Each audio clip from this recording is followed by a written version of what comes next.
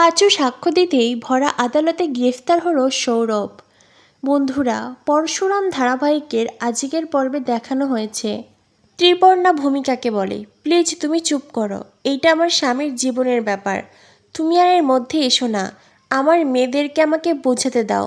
ভূমিকা বলে, এত বুঝিয়ে কোনো লাভই হবে না, কারণ আমার বিশ্বাস আয়ুষী আরাধ্যা ওরা একবার যখন সত্যের পথে এসেছে ওরা আর সেই পথ থেকে সরবে না। আয়ুষী কোর্টে দাঁড়িয়ে সত্যি কথা বলবে। ত্রিপর্ণা বলে, কিন্তু আমার বরের কি হবে, একবার ভেবে দেখেছ? ভূমিকা বলে, এবারই জামাই শিবপ্রসাদ গাঙ্গুলি ঠিক সব কিছু ঠিক করে দেবে, ওই পারবে আমার শ্বশুরমশাইকে রক্ষা করতে। ত্রিপর্ণা কাঁদতে কাঁদতে আরাধ্যাকে বলে, আরাধ্যা তুই আয়ুষীকে কল কর, আয়ুষীকে থামা। আরাধ্যা বলে, মা এ বিষয়ে আমি কিছুই করতে পারবো না, তাছাড়া জামাইবাবু আমাদের জন্য অনেক কিছু করেছে।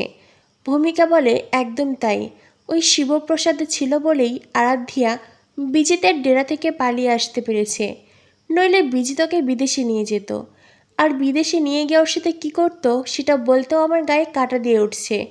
সেটা তো আয়ুষীর মুখে আমরা সবাই শুনেছি, তাই না? ভূমিকার যুক্তি তর্ক শুনে ত্রিপর্ণা চুপ হয়ে যায়। ভূমিকা বাবিনকে বলে, তুমি তো বড় দাদা হও, তোমার কি তোমার বোনদের প্রতি কোনো দায়িত্ব কর্তব্য নেই? তুমি কেন তোমার বোনদেরকে সামলাতে পারছো না? কেন তুমি পারছো না বিজিতের কাছ থেকে তোমার বাবাকে উদ্ধার করতে? বাবিন চুপ হয়ে যায়। ভানু বলে, ও চাইলেও কিছু বলতে পারবে না, বিজনেসে অনেক সময় চুপ থাকতে হয়। তবে একটা কথা মনে রেখো, যদি জিৎ মুখার্জির কিছু হয়ে যায় তার জন্য দায়ী থাকবে আয়ুষী আরাধ্যা, তার জন্য দায়ী থাকবে ওই তটিনী আর ওই শিবপ্রসাদ গাঙ্গুলি। ত্রিপর্ণা বলে, কিছু হয়ে যায় মানে? ভানু তুমি কি বলছো? অন্যদিকে তটিনীর মা ওখান থেকে যেতে চায়। তখনই ভানু বলে, কি হলো, উত্তর না দিয়ে কোথায় যাচ্ছ? তটিনীর মা বলে, যত উত্তর আছে সব আমার জামাই দেবে, তবে একটা কথা মনে রেখো, এই মুখার্জি বাড়িতে দাঁড়িয়ে বলছি, আমি আমার জামাইয়ের জন্য গর্ববোধ করি, শিবপ্রসাদকে নিয়ে আমার গর্ব হয়। অন্যদিকে দেখানো হয় পরশুরাম বিজিতের লোকদের এনকাউন্টার করে পাঁচুকে আদালত রুমে নিয়ে আসে। পাঁচুকে দেখে অবাক হয়ে যায় কর্ণ চ্যাটার্জি, মহিতোষ মজুমদার, সকলের গলা শুকিয়ে আসে। এরপরে পাঁচু কাঠগড়ায় দাঁড়ায়, কাঠগড়ায় দাঁড়িয়ে নিজের ভালো নাম বলে। নন্দিনী পাঁচুর কাছে জানতে চাই, আপনার বিজনেস কি, আপনি কি করেন? পাঁচু বলে, যখন যা কাজ পাই তাই করি, কখনো ভ্যান চালাই, কখনো অন্যের কাজ করে দেই। নন্দিনী বলে, আবার কখনো কখনো ডাব চুরি করেন, তাই তো? নন্দিনীর কথা শুনে পাঁচু বেশ সরলভাবে উত্তর দেয়, হ্যাঁ। এরপরেই নন্দিনী বলে, ঘটনার দিন আপনি ঠিক কোথায় ছিলেন? পাঁচু বলে, ঘটনার দিন আমি গাছে ছিলাম। কথাটা শুনে আদালতে হাসির পরিবেশ তৈরি হয়। বিচারকের কথায় সবাই থেমে যায়। নন্দিনী পাঁচুকে বলে, সেদিন কি গ্রামে কোনো অনুষ্ঠান ছিল? পাঁচু জানায়, মণ্ডপে বিয়ে হচ্ছিল, আর সেই বিয়েতেই তিনবার চেম্বার চালানো হয়েছিল। শুধু তাই নয়, ওই বাবুটাকে তো পুরো ঝাঁঝরা করে দেওয়া হয়েছিল, আর ঝাঁঝরা করেছিল ওই দিদিমণিটা। কিন্তু সবচাইতে অবাক করার বিষয় হলো, দাদাবাবু যখন পড়ে গেল কিছু সময় পরে দিদিমণিকেও একজন আঘাত করল, দিদিমণিও সেখানে পড়ে গেলেন। আর তারপরেই আসল সত্যি জানা গেল, যে মানুষটা দিদিমণিকে আঘাত করেছিলেন তিনি চেম্বার বদল করেছেন। তখনই নন্দিনী বলে, সেই মানুষটিকে দেখলে আপনি চিনতে পারবেন? পাঁচু বলে, হ্যাঁ, দেখলে চিনতে পারবো। বাজে পাখির দৃষ্টি আমার, গাছের নিচ থেকেই রাতের বেলা গাছের দিকে তাকিয়ে বলে দিতে পারি কোন ডাব ঝোনো আর কোনটা কচি। পাঁচুর কথা শুনে বিচারক বলে, আপনি বাড়তি কথা বলা বন্ধ করুন। এরপরই নন্দিনী বলে, আচ্ছা, যেই লোকটা এ অপরাধ করেছিল তাকে দেখলে আপনি চিনতে পারবেন? পাঁচু বলে, হ্যাঁ, চিনতে পারবো।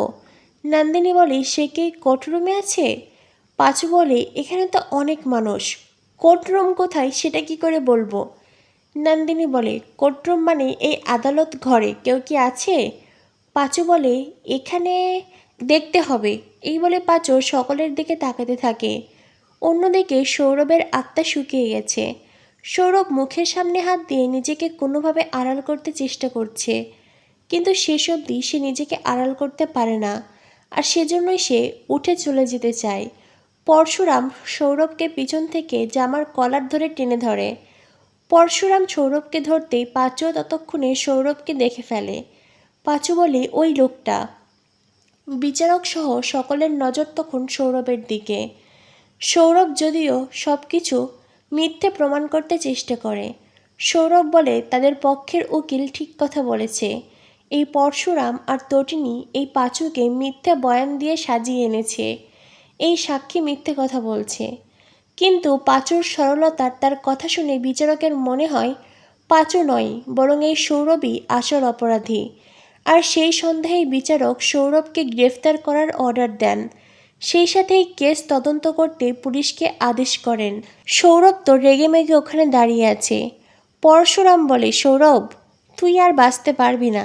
আর কর্ণ চ্যাটার্জি, আপনার রথের চাকা এইবার ঠিকই মাটিতে পুঁতে যাবে। আপনি চাইলেও আর সেটাকে রক্ষা করতে পারবেন না। তাই এখনও সাবধান হন। পাঁচুকে আমি বাঁচিয়ে কোর্টরুম অবধি এনেছি। আর হ্যাঁ, এই কেসের তদন্তও আমি করব। মহিতোষ তখন বলে, সেটা ডিপার্টমেন্ট ঠিক করবে কেসের তদন্ত কে করবে। পরশুরাম বলে, আপনার ডিপার্টমেন্ট যা ইচ্ছে করুক, কিন্তু এই কেসের তদন্ত পরশুরাম করবে। যে কথাটা শুনে মহিতোষ চুপ হয়ে যায়। অন্যদিকে পরশুরাম পাঁচুকে নিয়ে তটিনীকে নিয়ে ওখান থেকে চলে যায়। আর আয়েশি কর্ণ চ্যাটার্জিকে বলে, আমার ড্যাডির কি হবে? কর্ণ চ্যাটার্জি বলে, যদি তটিনী গাঙ্গুলি নিজেকে নির্দোষ প্রমাণ করে আর আমরা ফেঁসে যাই, তবে তোমার বাবাও আর কখনোই খালাস হবে না। কথাটা বলে কর্ণরা চলে যায় আর আয়েশি কান্নায় ভেঙে পড়ে। এদিকে দেখানো হয় কর্ণ চ্যাটার্জি বাড়িতে ফিরে বেশ চিন্তায় পড়ে গেছে। সৌরভকে পুলিশ গ্রেফতার করেছে। এবার যদি পুলিশের চাপে পড়ে সৌরভ মুখ খোলে, তো কর্ণ চ্যাটার্জি নিজেও ফেঁসে যাবে। কর্ণ খুব চিন্তিত।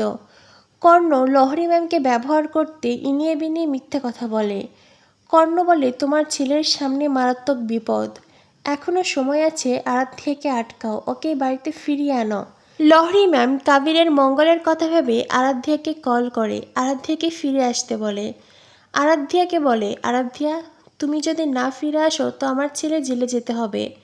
আরাধ্যা বলে, আপনার ছেলে ক্রাইম করেছে, লাট্টুর মতন একজন নিষ্পাপ ছেলেকে কিডন্যাপ করেছিল, ওর শাস্তি হওয়াই দরকার। এ বিষয়ে আমি আর কিছু বলবো না, কারণ বিষয়টা এখন আদালতে আছে। অন্যদিকে কর্ণ চ্যাটার্জি ফোন কেড়ে নিয়ে বলে, তুমি কি বলছিলে? হ্যাঁ, কি গান দিচ্ছিলে তুমি? আরাধ্যা বলে, আপনি তো আমাকে বাড়ি থেকে বার করে দিয়েছেন, এটাও বলেছিলেন আপনি নাকি ডিভোর্স করাবেন। আপনাকে এত কষ্ট করতে হবে না, আমি কোর্টে যাব আর আমি ডিভোর্স ফাইল করব। যেই কথা শুনে কর্ণ আর কবির দুজনেই চিন্তায় পড়ে যায়। কবির বলে, আরাধ্যা তুমি এমনটা করবে না। তো বন্ধুরা বুঝতেই পারছো, জমে উঠেছে পরশুরাম ধারাবাহিক। কী হতে চলেছে আগামী পর্বে। পরবর্তী আপডেট পেতে আমাদের সাথেই থেকো। ধন্যবাদ সবাইকে।